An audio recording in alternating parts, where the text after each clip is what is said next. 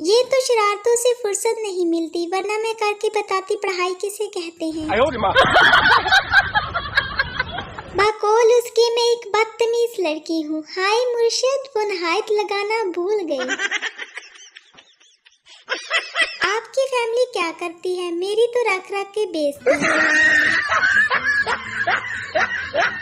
मुझे आज तक किसी ने नहीं कहा कि तुम मेरी दुनिया हो, शायद मैं किसी की आखिरत हूँ। No no no no. मेरी नाजुक मिजाजी मत पूछिए, सांस लेती हूँ तो थक जाती हूँ। मुंह लगा लेती हूँ, काफी नहीं, दिल नहीं लगाती मैं, माजरत।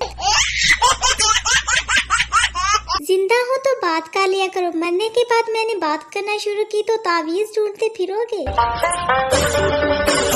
मेरे चुप रहने से नाराज ना हुआ करो, दरअसल खूबसूरत लोग कम बोला करते हैं।